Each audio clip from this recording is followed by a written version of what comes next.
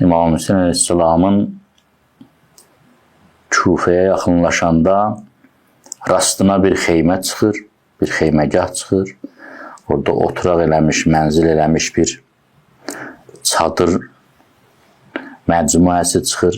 İmam soruşur, bu kimindir? Deyirlər, Ubeydullah İbni Hürründür.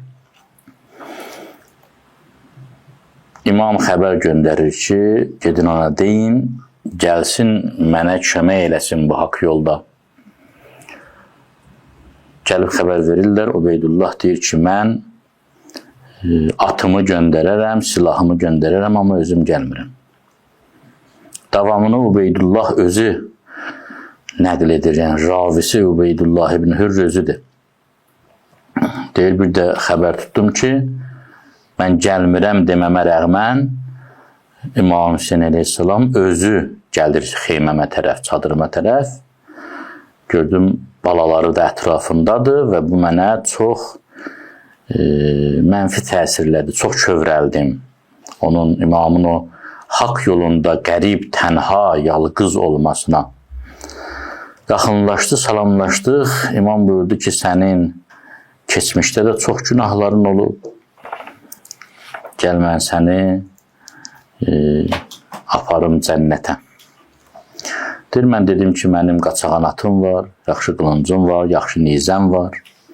Onları verərəm, amma özüm yox. Çünki özüm elə Kufədə baxdım vəziyyətə gördüm ki, Kufədə qalsam ya gərək sənə kömək edəm, ya gərək Yezidə kömək edəm. Sənə kömək etsəm dünyam əlimdən gedəcək, Yezidə kömək etsəm axirətim əlimdən gedəcək. Ona görə çıxdım Kufədən kənarda bir mənzil saldım, xeymə qurdum ki, bu çaxnaşmadan uzaq olun. Amma atımı, qılıncımı, nizəmi lazım olsa nə qədər pul, para verərəm. İmam orada Quran-ı Kərimin bir ayəsinə, İsra surəsinin səhv etməsəm 50-ci ayəsinə istinad edir. Buyurur ki, وَمَا كُنْتُ مُتَّخِذَ الْمُضِلِّينَ عَضُدًا Allah Teala'nın kəlamı için buyurur, mən azğınları özümə köməkçi götürmürəm. Bu söz özü İmam Hüseyin Aleyhisselamın səhabələrinin nə qədər xalis, nə qədər səmimi, nə qədər arif, ali məqam şəxs olmalarını göstərir.